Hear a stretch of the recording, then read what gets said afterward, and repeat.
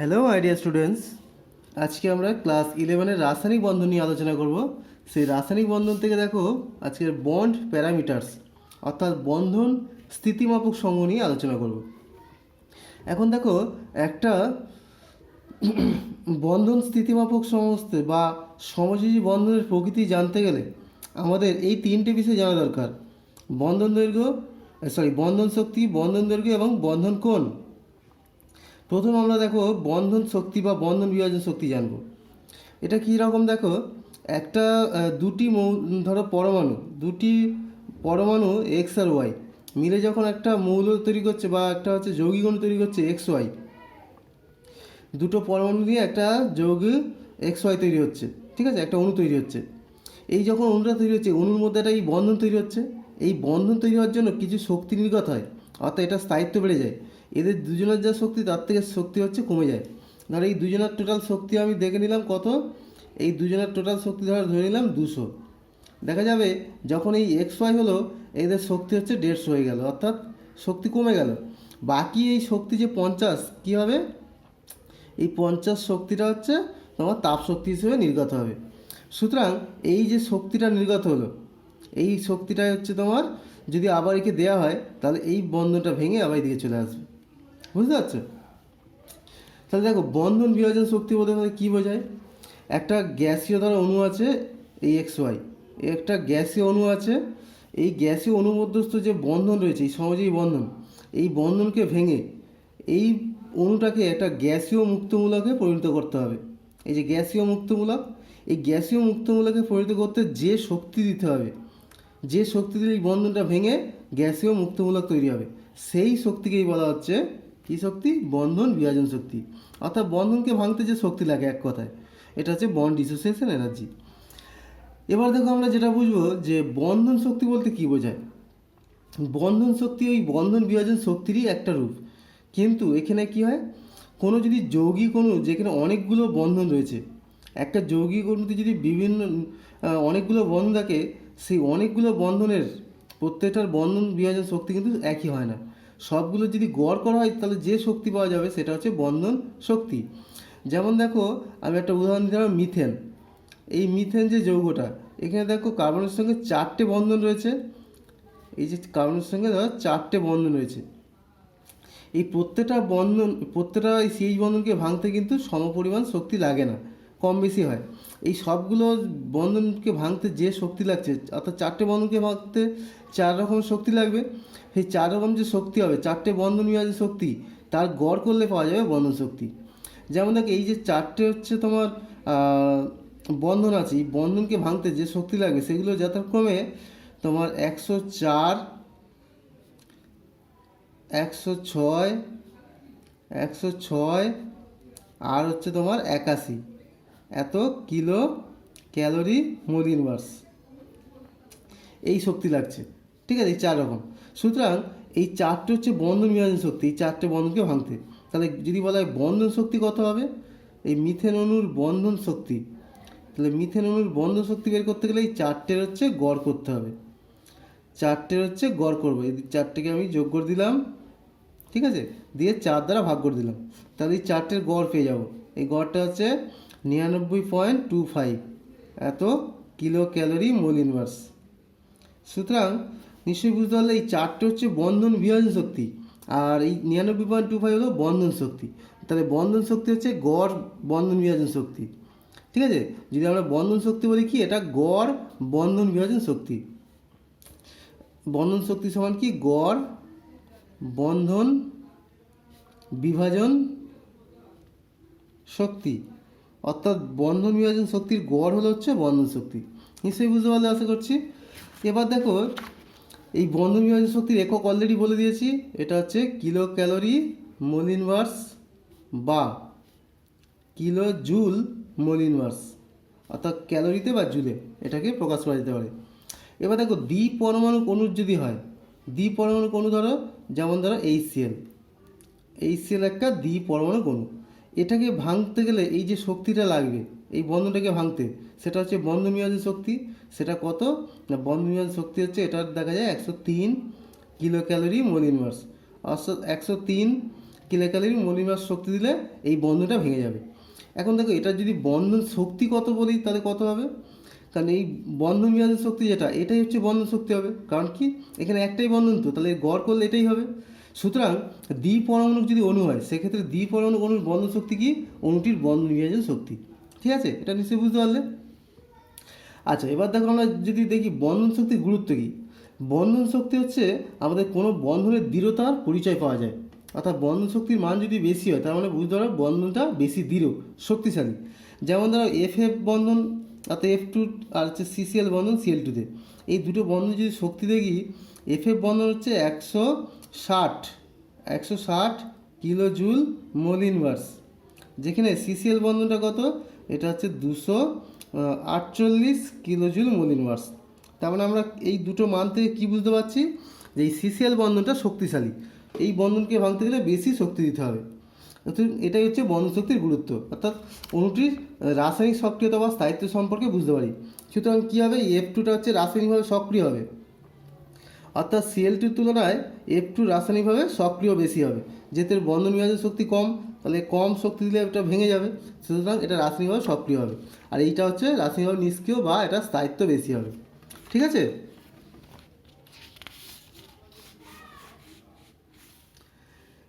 এবারে আমরা দেখো বন্ধন শক্তির মান নিয়ন্ত্রণকারী প্রভাব সমূহ, অর্থাৎ কি কি প্রভাব যেগুলো বন্ধন শক্তির মানকে নিয়ন্ত্রণ করে। প্রথম দেখো বন্ধন গঠনে অংশগ্রহণকারী পরমাণু দুটির আকার, অর্থাৎ যে দুটো পরমাণু দিয়ে বন্ধনটা গঠিত হচ্ছে তাদের আকারটা নির্ভর করছে। যদি আকার ছোট হয়, যদি আকার ছোট হলে সেক্ষেত্রে কী হবে, অভিলেপনটা বেশি হয়, অর্থাৎ এই কক্ষগুলির মধ্যে অভিলেপনটা বেশি হবে। অভিলেপন বেশি হলে কী হবে, বন্ধন শক্তিও বেশি হবে, ফলে বন্ধন শক্তি বেশি হবে। বুঝে গেল? যেমন দেখো একটা উদাহরণ দিই, HF, HCl, HBr আর HI, এই চারটে। HF এর ক্ষেত্রে বন্ধন শক্তি 563 এত কিলো জুল মোল ইনভার্স, সেখানে HClটা দেখো 431 kilo joule mole inverse, HBr রয়েছে 366 কিলো জুল মোল ইনভার্স, আর HI রয়েছে তোমার 299 কিলো জুল মোল ইনভার্স। অর্থাৎ দেখো ফ্লোরিন থেকে যত ক্লোরিনে ব্রোমিনে আয়োডিনে আসছি, অর্থাৎ HF থেকে HCl, HBr, HI, এখানে বন্ধন শক্তির মানটা আস্তে আস্তে কমছে। কেন কমছে, কারণ এই যে ফ্লোরিন থেকে ক্লোরিনের আকারটা বাড়ছে। আমি যদি দেখাই দেখো ছবিতে, এই হচ্ছে ধরো হাইড্রোজেন, এই হলো হাইড্রোজেন, চারটে আমি হাইড্রোজেন লিখছি দেখো, এই হচ্ছে হাইড্রোজেন চারটে, এর সঙ্গে ফ্লোরিনটা দেখো এইরকম, এই হচ্ছে ফ্লোরিন, ফলে এখানে বন্ধনটা অভিলেপনটা বেশি হচ্ছে, শক্তি বেশি। এরপর ক্লোরিনটা দেখো এইরকম,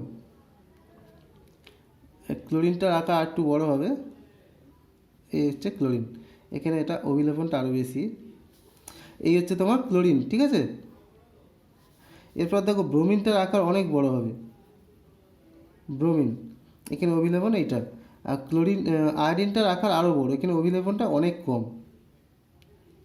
এটা চলে গেল এর উপর, একটু তোমরা বুঝে নিও। এটা হচ্ছে আয়োডিন, অর্থাৎ এটা I, এটা Br, এটা Cl, এটা ফ্লোরিন। এটা স্পেসের কম জন্য একে অপর উঠে গেছে, এটা বুঝে নিও এটা তোমরা। ঠিক আছে, এইভাবে দেখো আকারটা বড় হওয়ার জন্য এদের অভিলেপনটা কমে আসছে, ফলে শক্তিটা কমে আসছে। এবার দেখো 2 নম্বর বন্ধন ক্রম বা বন্ধন সংখ্যা। যদি বন্ধন সৃষ্টিকারী পরমাণু দুটির মধ্যে বন্ধন সংখ্যা বেশি হয় তাহলে কী হবে, সেক্ষেত্রে বন্ধনের দৃঢ়তা বাড়বে, শক্তিটাও বেশি হবে। যত হচ্ছে বন্ধনক্রম বেশি হবে, বন্ধনক্রম বেশি হলে বন্ধনের দৃঢ়তা বাড়বে, বন্ধনের দৃঢ়তা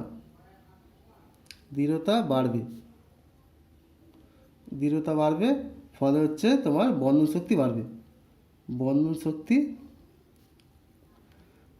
শক্তি বাড়বে। যেমন দেখো উদাহরণ দিলে বুঝতে পারবে, কার্বন ধরো ত্রিবন্ধন, কার্বন কার্বন দ্বিবন্ধন আর কার্বন কার্বন এক বন্ধন। কার্বন কার্বন এক বন্ধনের শক্তি দেখো 378 কিলো জুল মোল ইনভার্স, সেখানে দ্বিবন্ধন হচ্ছে 718, আর ত্রিবন্ধন হচ্ছে দেখো 966। সুতরাং দেখো বন্ধনের ক্রম যত, এখানে একটা ক্রম, এখানে দুটো ক্রম, এখানে তিনটে। সুতরাং বন্ধন সংখ্যা বা ক্রম যত বাড়ছে দেখো তত বন্ধনের শক্তিও বাড়ছে। বুঝতে গেল? এবার দেখো 3 নম্বর, নিঃসঙ্গ ইলেকট্রন জোড়ের সংখ্যা। নিঃসঙ্গ ইলেকট্রন জোড়ের সংখ্যা কীরকম? নিঃসঙ্গ ইলেকট্রন যত সংখ্যা বাড়বে, অর্থাৎ এই বন্ধন সৃষ্টিকারী পরমাণুর মধ্যে যত নিঃসঙ্গ ইলেকট্রন সংখ্যা থাকবে তত কী হবে, তাদের মধ্যে বিকর্ষণ বেশি হবে নিঃসঙ্গ ইলেকট্রনগুলির মধ্যে, ফলে বন্ধনটা দুর্বল হবে। যেমন দেখো এই সিসি বন্ধন রয়েছে, এন এন বন্ধন রয়েছে, এখানে একটা নিঃসঙ্গ জোড় রয়েছে। আর ও ও বন্ধন রয়েছে, এখানে দুটো নিঃসঙ্গ জোড় রয়েছে। আর হচ্ছে দেখো এফ এফ বন্ধন, এখানে হচ্ছে তিনটে করে নিঃসঙ্গ জোড় রয়েছে,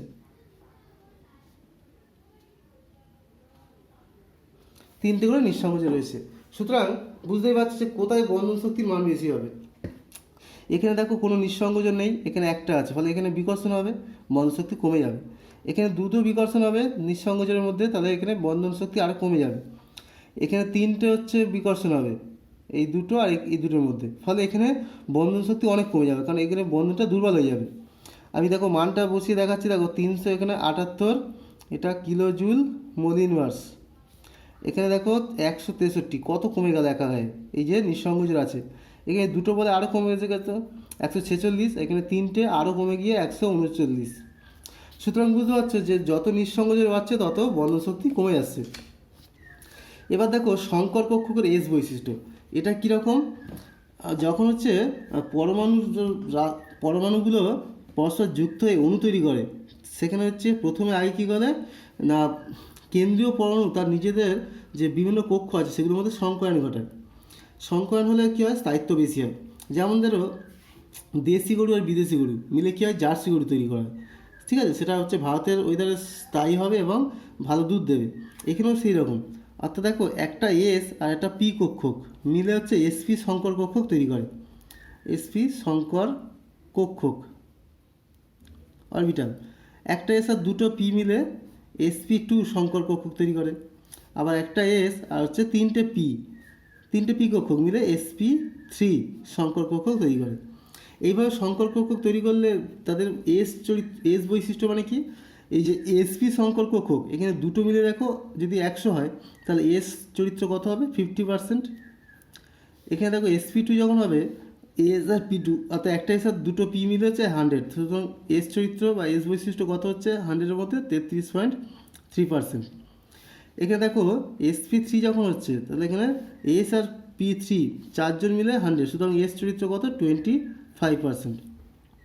তাহলে এখান থেকে দেখতে পাচ্ছি দেখো এই যে এস চরিত্র আমাদের কি কাজে লাগবে, কারণ এস হচ্ছে এস আর পি এর মধ্যে দেখো এস কক্ষক নিউক্লিয়াসের কাছে থাকে, এস আর পি এর মধ্যে এস কক্ষক নিউক্লিয়াসের কাছে থাকে। যত নিউক্লিয়াসের কাছে থাকে তার নিউক্লিয়াসের তার প্রতি আকর্ষণ বেশি হয়। সুতরাং সেই নিউক্লিয়াসের আকর্ষণ বেশি হলে সেই বন্ধনটা শক্তিশালী হবে। সেই জন্য দেখো এখানে আমি দেখাচ্ছি কার্বন এসপির সঙ্গে কার্বন এসপির বন্ধন, অর্থাৎ দুটো এসপি কার্বনের বন্ধন। আরেকটা দেখাচ্ছি কার্বন sp2 তার সঙ্গে কার্বন sp2-র বন্ধন, অর্থাৎ sp2 কার্বনের বন্ধন। আরেকটা কার্বন sp3 তার সঙ্গে কার্বন sp3। এখানে দেখো sp বন্ধনের শক্তিটা অনেক বেশি, 103.6 কিলো ক্যালোরি মোল ইনভার্স। যেখানে sp2-র মধ্যে দেখো বন্ধন তোমার 51.58, আর sp3 81.78। সুতরাং বুঝতেই পারছো যে sp দেখো বন্ধন শক্তিটা অনেক বেশি। কেন? কারণ সেখানে এস চরিত্রটা বেশি, এস নিউক্লিয়াসের কাছে থাকে, ফলে নিউক্লিয়াসের আকর্ষণ এই এস অরবিটালের উপর বেশি হয়, ফলে এই বন্ধনটা শক্তিশালী হবে। বুঝতে পারছো?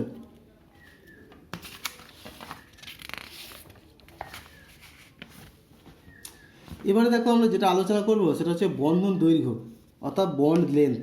এটা কীরকম? সমযোজী বন্ধনে আবদ্ধ দুটি পরমাণু, অর্থাৎ দুটো পরমাণু একটা সমযোজী বন্ধন তৈরি হচ্ছে, সেই আবদ্ধ দুটি পরমাণু নিউক্লিয়াস দ্বয়ের মধ্যবর্তী দূরত্বকে উক্ত সমযোজী বন্ধনের বন্ধন দৈর্ঘ্য বলা হয়। নিউক্লিয়াস দ্বয়ের মধ্যবর্তী দূরত্ব, ধরো এই একটা পরমাণু রয়েছে,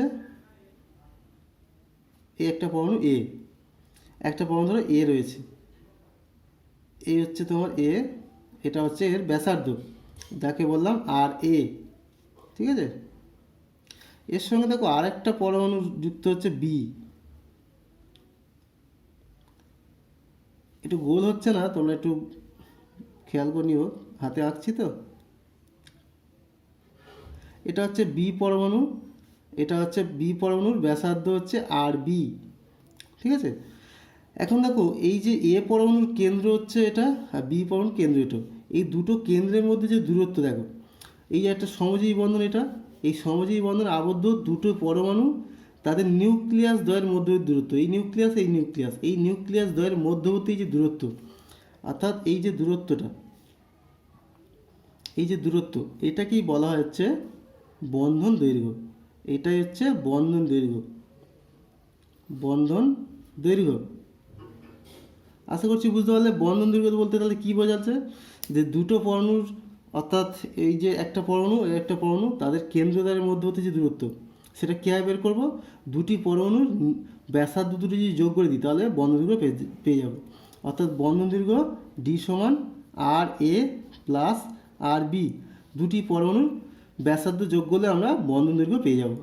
এটা সাধারণত মাপা হয় হচ্ছে অ্যাংস্ট্রম এককে, অ্যাংস্ট্রম এককে মাপা হয়। এটা হচ্ছে অ্যাংস্ট্রম, এক অ্যাংস্ট্রম হচ্ছে 10⁻⁻10 মিটার, বা সেমিতে করলে এটা 10⁻⁸ সেমি। এছাড়া তোমার পিকোমিটারও মাপা যেতে পারে, এক পিকোমিটার সমান 10⁻12 মিটার, আর সেন্টিমিটারে করলে এটা মাইনাস কি কম হবে, অর্থাৎ 10 সেমি। ন্যানোমিটারেও মাপা যেতে পারে, ন্যানোমিটার, এক ন্যানোমিটার হচ্ছে 10⁻9 মিটার, সেমিতে করলে 10⁻7 সেমি। সুতরাং এইভাবে বন্ধন দৈর্ঘ্য মাপা হয়। এবার আমরা দেখবো, দেখো বন্ধন দৈর্ঘ্যের মান নিয়ন্ত্রণকারী প্রভাবক সমূহ, কী কী প্রভাব বন্ধন দৈর্ঘ্যের মান নিয়ন্ত্রণ করে। প্রথম দেখো পরমাণুর আকার। সমযোজী বন্ধনে আবদ্ধ অংশনকারী পরমাণুদ্বয়ের আকার যত বৃদ্ধি পাবে তত আন্তঃনিউক্লীয় দূরত্ব বাড়বে, বন্ধন দৈর্ঘ্য বৃদ্ধি হবে। আকার বেশি, আকার বাড়লে আন্তঃনিউক্লীয় দূরত্ব, অর্থাৎ দুটি পরমাণুর মধ্যে যে আন্তঃনিউক্লীয়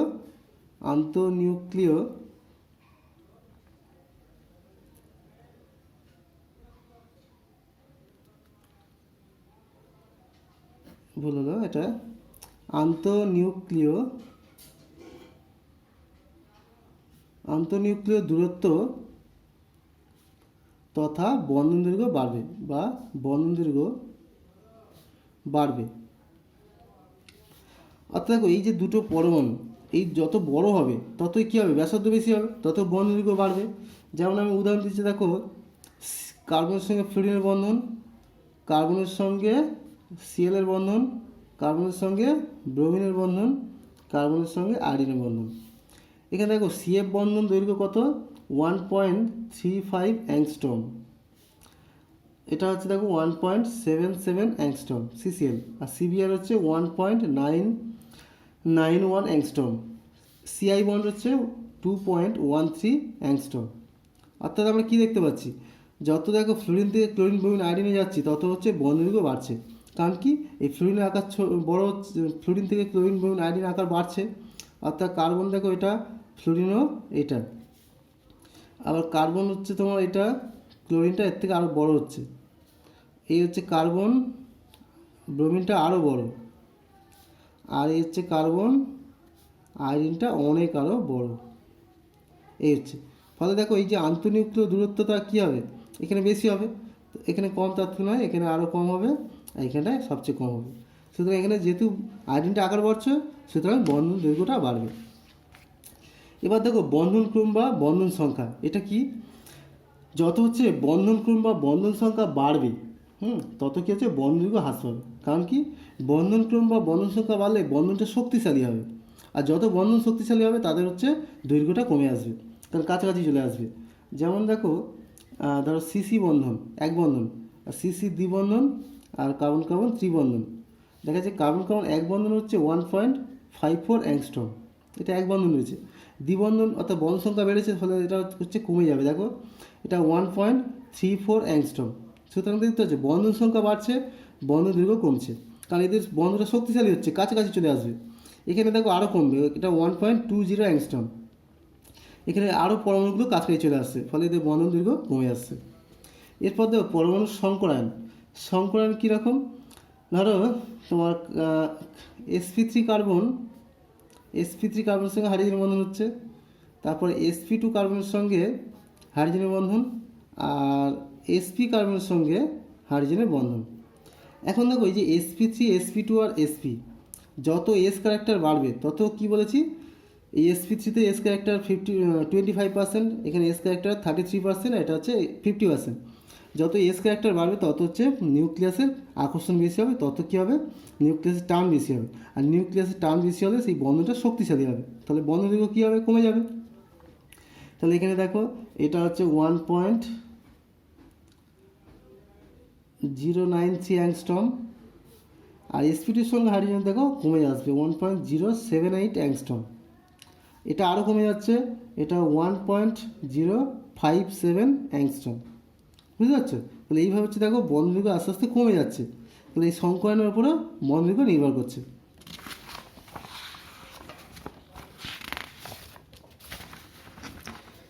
এবার দেখো আমরা যেটা আলোচনা করব, বন্ধন কোণ, বন্ড অ্যাঙ্গেল। একই পরমাণুর সাথে যুক্ত দুটি সমজীবী বন্ধনের, একই পরমাণুর সঙ্গে যুক্ত দুটি সমজীবী বন্ধনের অন্তর্বর্তী যে কোণ তাকে বলছে বন্ধন কোণ। যেমন দেখো এই যে একটা কার্বন পরমাণু আছে, একই পরমাণুর সঙ্গে যুক্ত দুটি সমজীবী বন্ধন, এই সঙ্গে দেখো সমজীবী বন্ধন এই যে রয়েছে দুটো, এদের মধ্যে যে কোণ, তাহলে এইটা একটা কার্বন পরমাণু, এটা একই পরমাণু, এর সঙ্গে দুটো সমজীবী বন্ধনে যুক্ত আছে, এদের মধ্যবর্তী যে কোণ এটা হচ্ছে তোমার বন্ধন কোণ, এটা হচ্ছে 109°28'। আরও হচ্ছে তোমার এর সঙ্গে তিনটে এই দুটো বন্ধন রয়েছে। এরপর দেখো আরেকটা দেখাচ্ছি, C11C,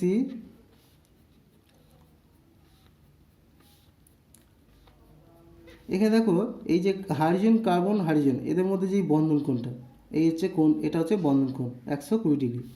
একই রকম হাইড্রোজেন কার্বন কার্বন এদের মধ্যেও যেই বন্ধনটা, এই যে কোণটা, এটাও বন্ধন কোণ 120°। আবার দেখো এই যে অ্যাসিটিলিন অণু, কার্বন কার্বন ট্রিপল বন্ড রয়েছে, এখানে দেখো এই যে হাইড্রোজেন কার্বন আর কার্বন এদের মধ্যে বন্ধন কোণ এইটা, এটা হচ্ছে 180°। সুতরাং এই হচ্ছে বন্ধন কোণ। এবার দেখো বন্ধন কোণের মান নিয়ন্ত্রণকারী প্রভাবক সমূহ, কী কী প্রভাবক বন্ধন কোণের মান নিয়ন্ত্রণ করে। প্রথমে দেখো পারমাণবিক কক্ষকে সংকরায়ন, অর্থাৎ কি সংকরায়ন হচ্ছে পারমাণবিক কক্ষকে সংকরায়নটা বন্ধন কোণ নিয়ন্ত্রণ করে। কীরকম, যদি সংকরায়ন বাড়ে, তোমার সংকরায়নে যদি এস চরিত্র বেশি হয়, এস চরিত্র যদি বেশি হয়, এস চরিত্র বাড়লে বন্ধন কোণ বাড়বে, বন্ধন কোণ বাড়বে, এস চরিত্র বাড়লে বন্ধন কোণ বাড়বে। যেমন দেখো এই যে এটা হচ্ছে উদাহরণটা এইখানটা আমি দেখাচ্ছি, দেখো এটা মিথেন CH4, এখানে কার্বনের sp3 সংকরায়ন, তাহলে এখানে এস চরিত্র কত, sp3-তে 25% এস চরিত্র।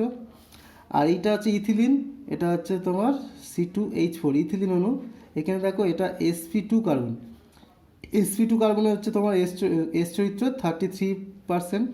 আর এটা হচ্ছে অ্যাসিটিলিন, এখানে দেখো এটা হচ্ছে C2H2, এখানে sp কার্বন, এখানে এস চরিত্র 50%। যত এস চরিত্র বাড়ছে তত কী হচ্ছে তোমার দেখো এস চরিত্র বাড়ার সঙ্গে সঙ্গে বন্ধন কোণটা বাড়ছে।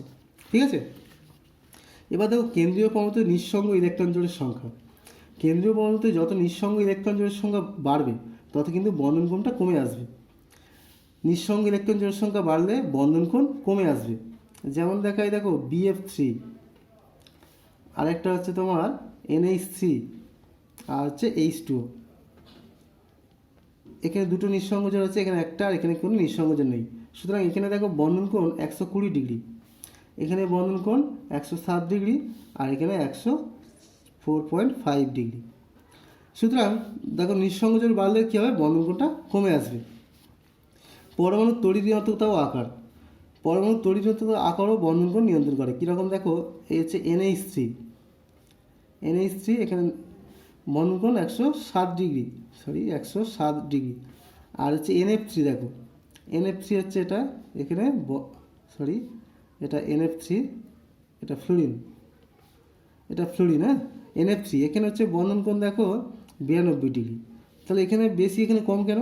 কারণ এই যে তড়িৎ ঋণাত্মকতা ফ্লুরিনের বেশি আছে, যার জন্য এখানে বন্ধন কোণ কমে যাচ্ছে। অর্থাৎ এটাকে বলা হচ্ছে কেন্দ্রীয় পরমাণু, নাইট্রোজেনটা হচ্ছে কেন্দ্রীয় পরমাণু, আর এটা হচ্ছে প্রান্তীয় পরমাণু। প্রান্তীয় পরমাণু যদি তড়িৎ ঋণাত্মকতা বেশি হয় তাহলে বন্ধন কোণ কিন্তু কমে যাবে। ঠিক আছে। আর লাস্ট দেখো, এটা ডিটেলসটা হচ্ছে পরে আলোচনা করব যখন ভিএসইপিআর তত্ত্ব পড়ানো হবে। এই ভিএসইপিআর তত্ত্ব পড়ানো হবে তখন এটা ডিটেলস আলোচনা করব। আর হচ্ছে বন্ধনের বহুকতা। যদি বন্ধনের বহুকতা বাড়ায় তো ধর হচ্ছে এই উপরের যে উদাহরণটা আমি আরেকবার লিখছি দেখো, এখানে এটা হচ্ছে মিথেন, এখানে এক বন্ধন রয়েছে। আর এটা হচ্ছে দেখো, এটা হচ্ছে ইথিলিন, এখানে দ্বিবন্ধন রয়েছে। এই যে দ্বিবন্ধন হওয়ার জন্য বহুকতা বাড়লো, সুতরাং এখানে দেখো বন্ধন কোণ কত 120 ডিগ্রি বেড়েছে, আর এখানে বন্ধন কোণ 109 ডিগ্রি 28 মিনিট। অর্থাৎ বহুকতা বাড়লে বন্ধন কোণ বাড়বে। আবার দেখো যদি ট্রিপল বন্ড হয়ে যায়, এখানে বন্ধন কোণ দেখো 180 ডিগ্রি, আরও বেড়ে গেছে।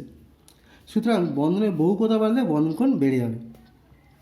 আশা করছি আজকে যে তোমার যেটা পড়ালাম এটা নিশ্চয়ই বুঝতে পারলে, যে আমরা যেটা পড়ালাম কি, যে বন্ড প্যারামিটার্স, সেখানে বন্ধন শক্তি, বন্ধন দৈর্ঘ্য এবং বন্ধন কোণ, এটিও আমি খুব তাড়াতাড়ি বললাম। আশা করছি এটা তোমরা বুঝতে পারলে। এর পরের ভিডিওতে আমরা পরবর্তী নিয়ে আলোচনা করব, যেটা হচ্ছে ফাজনের সূত্র, একটা আয়নীয় বন্ধনের সমযোজী চরিত্র। তাহলে আজকের মতো এখানে রাখছি। কেমন লাগবে তোমাদের অবশ্যই কমেন্ট করে জানিও। তোমরা যদি ভালো লাগে বলো, তাহলে আমি নেক্সট ভিডিও তৈরি করব। আর যদি তোমাদের ভালো না লাগে তাহলে আর আমি অত ভিডিও তৈরি করব না। সুতরাং তোমাদের কেমন লাগে অবশ্যই কমেন্ট করে জানিও।